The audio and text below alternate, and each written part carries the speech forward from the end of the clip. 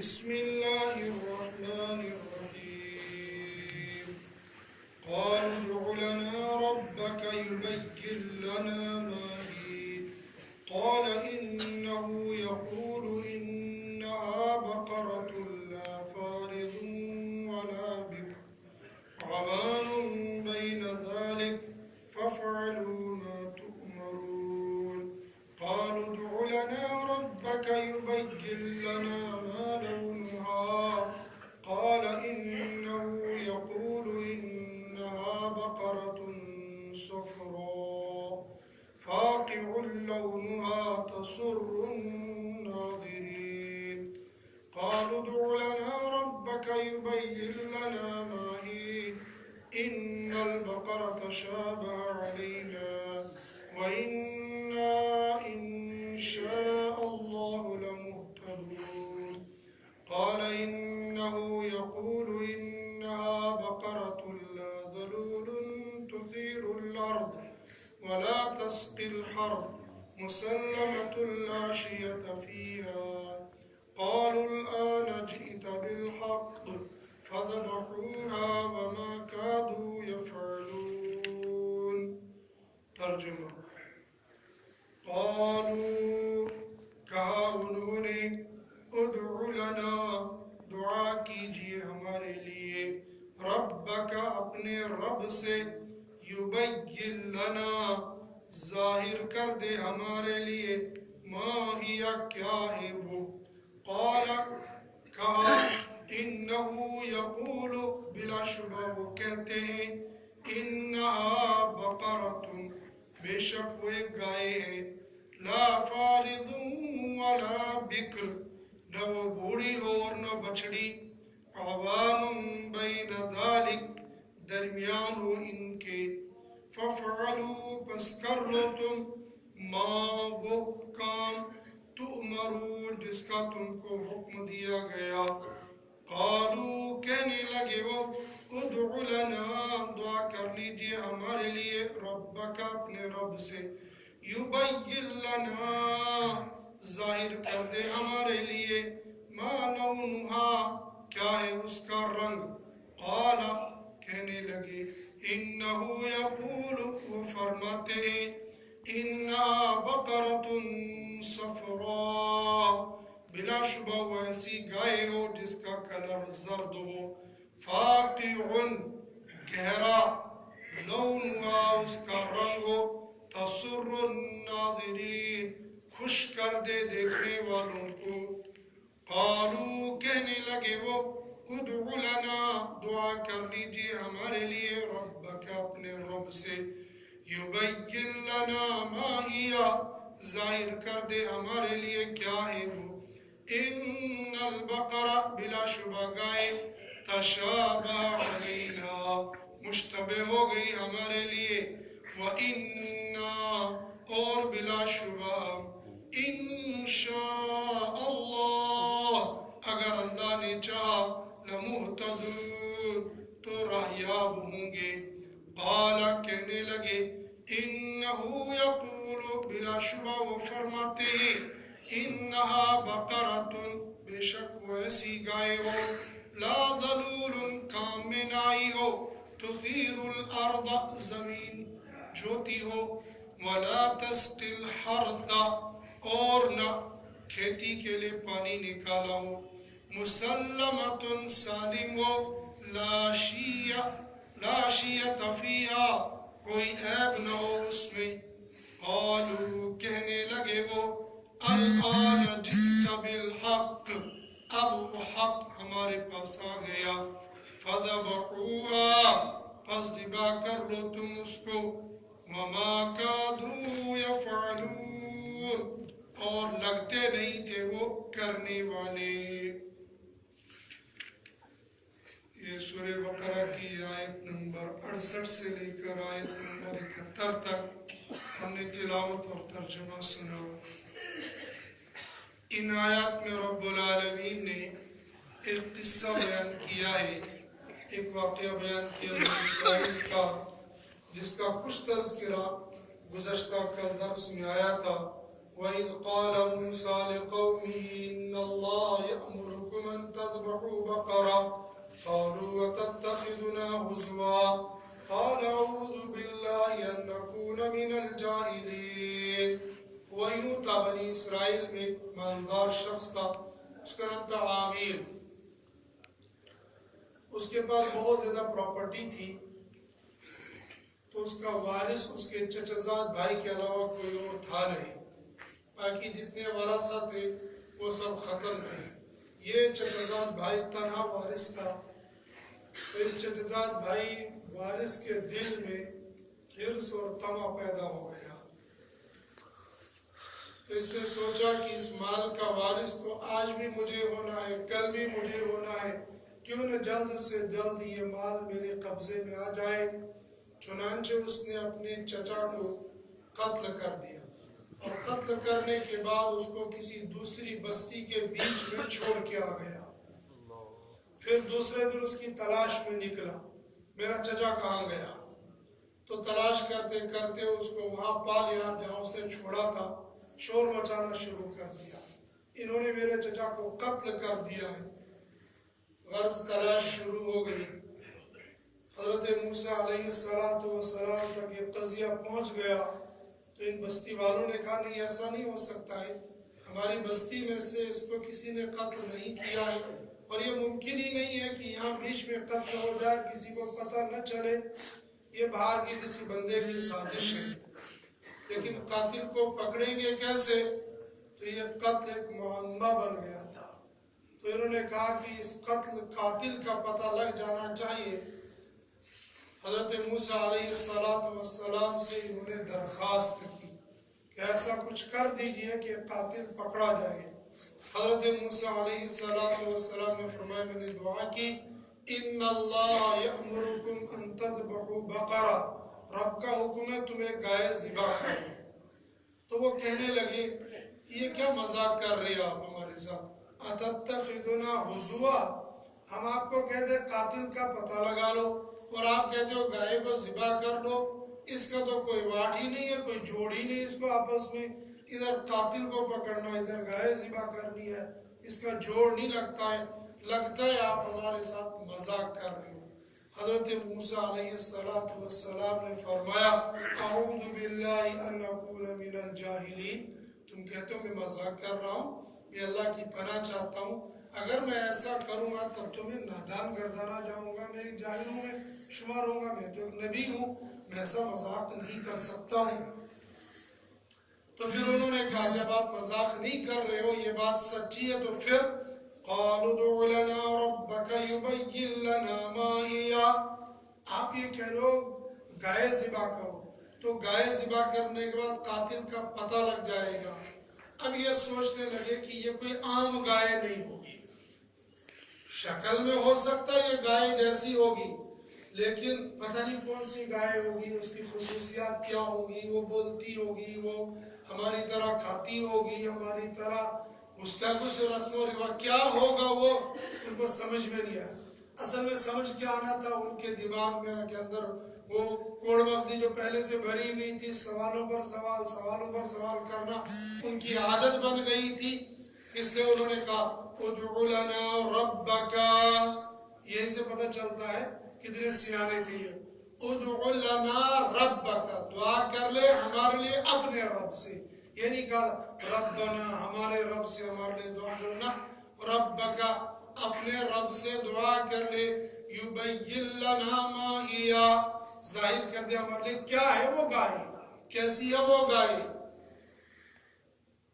حضرت موسیٰ علیہ السلام نے قال کہا انہو یقول انہا بقرۃ لا فارض ولا بکر، رب العالمین فرماتے ہیں وہ ایسی گائے ہو، نہ تو وہ بوڑھی ہو اور نہ وہ بچڑی ہو، عوام بین ذالک، اس کے درمیان میں ہو، فافعلوا ما تؤمرون، جو تم کو حکم دیا اس کو کر گزرو، اس میں اشارہ تھا تم یہ جو پوچھ رہو کیسی گائے ہوگی، کہاں سے آئے گی، کیسی ہوگی، ایسا مت کرو تم، فافعلوا ما تؤمرون، تم کو جو حکم ملا اس کو تم کر گزرو۔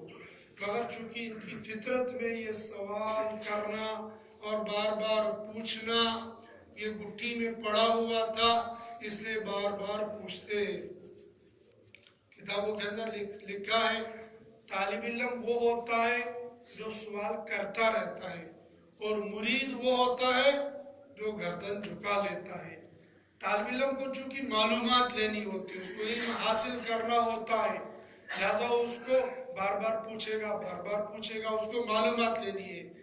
لیکن جو مرید ہوتا ہے اس کو چونکہ پٹری پر چلنا ہے، حکم ملتا رہے گا چلتا رہے گا، حکم ملتا رہے گا چلتا رہے گا۔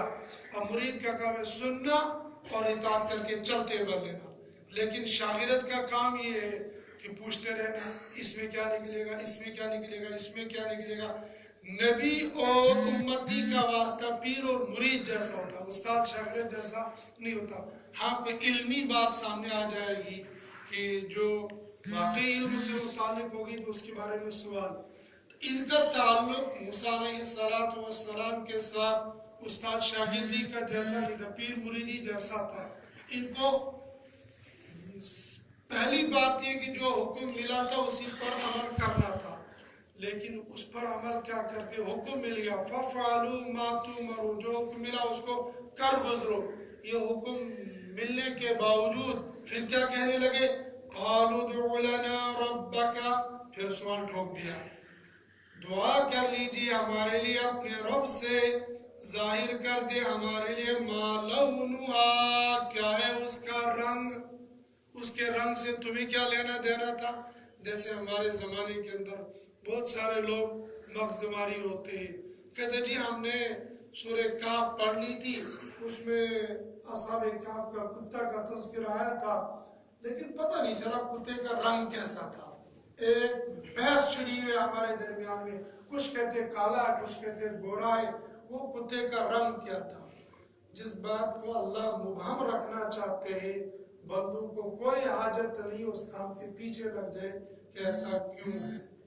ان کو کہا گیا تھا تم گائے ذبح کر لو، تو ذبح نہ کی، بار بار سوال کرتے رہے۔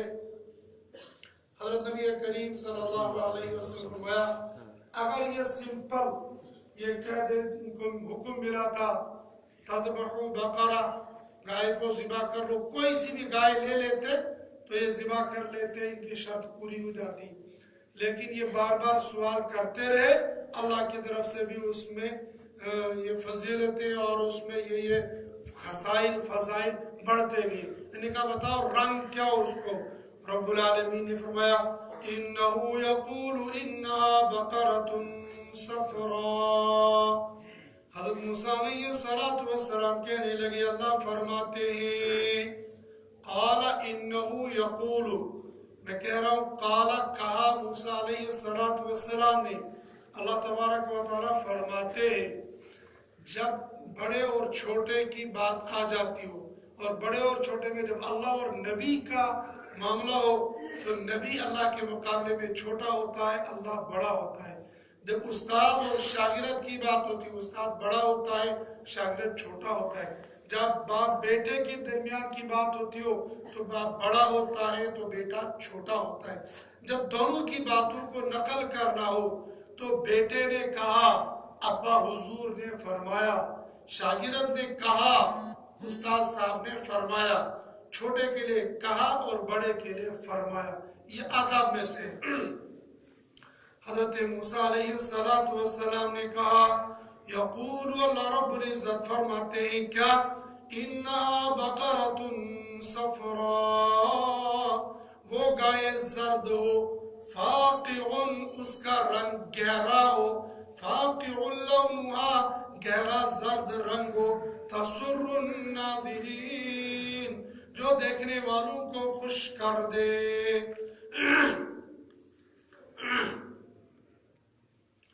قالوا ادع لنا ربك يبين لنا ما هي، کہنے لگے وہ ادع لنا، دعا کر لو ہمارے لیے اپنے رب سے، یبین لنا واضح کر لے، ظاہر کر دے ہمارے لیے، ما ہی کیا ہے وہ گائے۔ شروع میں بھی انہوں نے کہا تھا ما ہی کیا ہے وہ گائے، اب تو پھر دوبارہ ما ہی بندہ جب بار بار سوال کرتا تو سوالوں میں پھنس جاتا ہے، تو بجائے بار بار سوال کرنے کے ایک بات کہہ دی، اس کو سمیعنا اطعنا کہہ دیا اور چلتا بن گیا۔ پھر خود ہی کہنے لگے ان البقرہ تشابہ علینا، یہ گائے ہمارے لیے مشتبہ ہو گئی، مشتبہ ہو گئی۔ رب العالمین نے ان کو کہا گائے ذبح کر لو۔ پھر پوچھا کیسی گائے ہو؟ رب العالمین نے فرمایا لا فارض ولا بکر، نہ وہ بوڑھی ہو نہ بچڑی ہو۔ پھر کہنے لگے رنگ بتاؤ، رنگ کیسا ہو؟ رب نے فرمایا وہ زرد ہو، گہرا رنگ اس کا زرد ہو، ایسا زرد ہو وہ دیکھنے والے کو خوش کر دے۔ اب یہ بار بار سوال کرتے رہے۔ اصل میں اللہ تبارک و تعالیٰ کو بھی ان کے سوالوں کے پیچھے ایک جواب، لمبا سا جواب دینا تھا، اور ایک راز اس کے پیچھے بھی تھا، اور یہ بھی بار بار سوال کرتے رہے۔ وہ راز کیا تھا؟ انہی بنی اسرائیل کے اندر ایک نیک صالح بندہ تھا، وہ اللہ کا بڑا محبوب اور برگزیدہ بندہ تھا۔ اس کے یہاں ایک ہی بیٹا تھا، اور اس کے یہاں بھی ایک گائے تھی۔ اس گائے نے ایک بچڑا دیا، وہ بچڑا اس بندے کو بہت پیارا تھا، وہ یہ چاہتا تھا کہ یہ بچڑا میرے بیٹے کو مل جائے، مگر ادھر سے اس کو اپنی زندگی کی وفا کی امید کم ہو گئی تھی کہ میری زندگی میرے ساتھ وفا نہیں کرے گی، لہذا کیا ہونا چاہیے، یہ پالے گا کون، اس کو پرورش کون کرے گا، کہیں ایسا نہ ہو یہ بچڑا ضائع ہو جائے۔ چنانچہ اس نے اس بچڑے کو گھر سے اٹھایا اور ایک جنگل میں لے گیا، اور جنگل میں اعلان کیا یا اللہ اس بچڑے کو میں تیرے حوالے کر دیتا ہوں، اور یہ امانت ہے تیرے پاس میرے بیٹے کے لیے، جب میرا بیٹا بالغ ہو جائے گا تو اس کو یہ بچڑا واپس ملنا چاہیے۔ کبھی کبھی بندہ پٹھے کام کر لیتا ہے لیکن وہ سیدھے ہو جاتے ہیں۔ اب ایک گائے کو، ایک بچڑے کو اللہ کے حوالے کر کے آ جاتا، واقعی ہے تو ہر چیز کا مالک وارث اللہ ہی، لیکن اسے سچ مچ میں ذمہ لگا دیا اللہ کو کہ اللہ تو نے ڈائریکٹ اس کی نگرانی کر لینی ہے۔ اللہ نے تو کرنی تھی، اللہ تو شیروں چیتوں کیڑے مکوڑوں کو اللہ پالتا رہتا تھا، اس کو پالنا کون سا مشکل تھا۔ اسے جنگل میں اعلان کر دیا اور واپس آ گیا، اور واقعی اس کی زندگی نے وفا نہ کی، یہ کچھ دنوں کے بعد مر گیا۔ اب رہا یہ بیٹا اور اس کی ماں۔ یہ بیٹا بڑا ہو گیا تو ماں باپ جیسا نیک تھا، یہ بیٹا بھی ایسا ہی نیک بن گیا۔ اس کی نیکی کا عالم یہ تھا، یہ رات کو 3 حصوں میں تقسیم کر لیتا تھا۔ ایک حصے میں آرام کرتا تھا، ایک حصے میں اللہ کی عبادت کرتا تھا، اور تیسرے حصے میں ماں کے سراہنے آ کر کھڑا ہو جاتا تھا کہ کہیں اچانک میری ماں مجھ کو بلائے گی تو جو خدمت ہوگی میں اس کو انجام دوں گا۔ اور دن کا کام اس کا یہ تھا، یہ جنگل جاتا تھا، وہاں سے لکڑی کاٹ کے لاتا تھا، اس لکڑی کو بازار میں فروخت کرتا تھا، اس کو بھی 3 حصوں میں تقسیم کرتا تھا۔ ایک حصہ راہ خدا میں خرچ کر دیتا تھا، دوسرا حصہ ماں کے حوالے کر دیتا تھا، اور تیسرا حصہ اپنے خرچ کے لیے رکھتا تھا۔ زندگی یوں ہی گزرتی گئی۔ ایک دن اس کی ماں نے کہا بیٹا تم رات بھر دن بھر مشقت اٹھاتے رہتے ہو، اس کام میں لگے ہوئے ہو، تو بظاہر تمہارے حالات اچھے نہیں ہیں، تم ایک کام کرو، تمہارے باپ نے تمہارے لیے ایک بچڑا جنگل میں چھوڑ دیا تھا، جاؤ ڈھونڈ لو اس کو تو وہ تمہیں مل جائے گا، شاید اچھی قیمت اس کی آ جائے گی، تمہاری یہ دن بھر کی یہ پریشانی پھر رات کو مشقت اٹھانا اس میں کچھ آسانی پیدا ہو جائے گی۔ اور جاؤ جب جنگل میں جاؤ گے تو تم اعلان کرنا وہ اسماعیل اور ابراہیم کے خدا میرے ابا نے جو بچڑا تمہارے حوالے کیا تھا وہ بچڑا مجھے دے دو۔ تو بیٹے نے کہا اماں جی وہ بچڑا مجھے ملے گا کیسے، میں پہچانوں گا کیسے؟ کہا جب تم اس کو دیکھو گے تو تم کو ایسے لگے گا جیسے اس کی کھال میں سے سورج کی شعاعیں نکل رہی ہے، ابھی جب سورج نکلے گا ہمیں دکھے گا وہاں سے شعاعیں نکل رہی، تمہیں ایسا لگے گا، اور جب تم اس کو پکارو گے وہ آ جائے گا، اور تم اس کی گردن پکڑ کر اس کو میرے پاس لے آنا۔ چنانچہ وہ گیا، اس نے آواز لگائی، جو ہی آواز نکلی تو بچڑا بھاگتا ہوا اس کے قریب آ گیا، تو اس نے اس کی گردن پکڑی اور چل دیا۔ بچڑے کو اللہ پاک نے زبان دی اور کہا او اپنی ماں کے فرمانبردار بیٹے، تو بڑی مشقت اٹھاتا ہے، تو میری پیٹھ پر سوار ہو جا، میں تجھے لے کر چلوں گا۔ تو اس نے کہا نہ، مجھے میری ماں نے یہی حکم دیا ہے کہ اس کی گردن پکڑ کر لے آنا۔ کہا دیکھ بیٹا، اگر تو نے اس وقت میری بات مان لی ہوتی اور ماں کی بات کو بھلا گیا ہوتا تو پھر میں کبھی تیرے ہاتھ میں لگتی۔ ماں کا حکم ماننے کی وجہ سے یہ ساتھ میں چلتی۔ یہ بچڑا گھر میں لے آیا، اب یہ گائے بن چکی تھی، بڑی ہو چکی تھی۔ تو ماں نے کہا بیٹا جاؤ بازار میں اور اس کو 3 درہم میں یا 3 دینار میں بیچ کے آؤ، لیکن جب گھاٹ کے ساتھ تمہاری بات چیت ہو جائے گی پھر اس کو کہنا کہ میں اپنی ماں سے اجازت لے کر آؤں تب بیچوں گا۔ تو یہ اس کو لے کر چلا، راستے میں ایک بندہ ملا، کہا بچڑا بیچنا ہے؟ جی بیچنا ہے۔ کتنے کا؟ 3 دینار کا۔ کہا لو۔ کہا نہیں، پہلے میں اپنی ماں سے اجازت لے کر آؤں گا۔ اس نے کہا تجھے کیا ماں سے اجازت لینی ہے، قیمت طے ہو گئی ہے، دے دے۔ کہا نہیں۔ کہا سوچا ایک کام کر لے، تجھے میں 3 کے بدلے میں 6 دینار دے دوں گا، دے دے، لیکن ماں کی اجازت پر کرنا، ایسا نہیں ہو سکتا ہے۔ وہ واپس گیا اور ماں سے سارا قصہ بیان کیا۔ ماں نے کہا جاؤ اس سے کو 6 دینار میں دوں گا، لیکن پہلے ماں سے اجازت لے کر آؤں گا۔ تو وہ گیا اور ان سے کہنے لگا کہ لاؤ 6 دینار دو، تو لیکن شرط ہے کہ دوبارہ میں ماں سے واپس جاؤں گا اور ماں سے اجازت لوں گا۔ کہا یار کیا کرنا تجھے ماں کی اجازت لے کر؟ میں تجھے 12 دینار دے دوں گا، ماں کی اجازت کو رہنے دے۔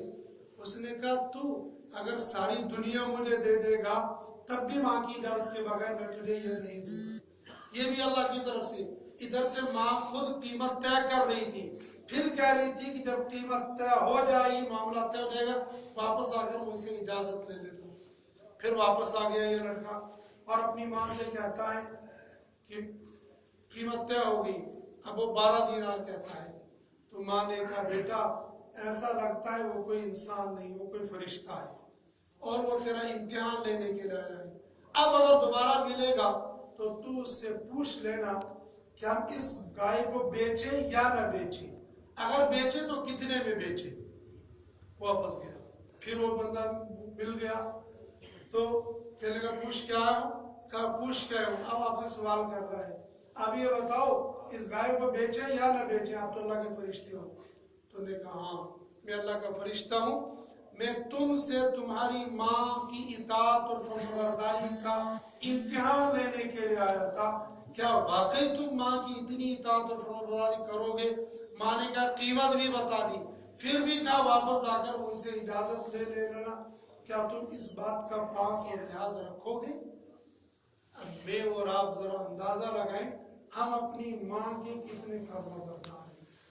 ہماری ماں بوڑھی ہوتی ہے بستر پر اور ہم یہ کہتے ہیں کیا اس گھر والی پانے باتیں دیس پانے چاہے یہ بروائی چھوڑ، مجھے دفتر کی لگی ہوتی ہے، مجھے کھیتی باڑی کی لگی ہوتی ہے، مجھے دکان کی لگی ہوتی ہے، سارے کاموں کی مجھے فکر ہوتی ہے، صبح اٹھ کر مجھ کو یہ فکر نہیں ہوتی ہے۔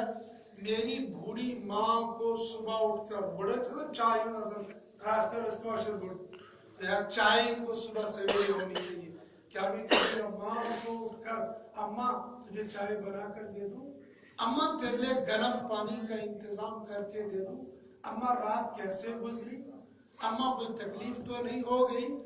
ادھر فرمانبرداری کا عالم یہ ہے سودا طے ہو جاتا پھر بھی ماں کی اجازت کے بغیر بندہ بچڑے کو نہیں بیچتا ہے۔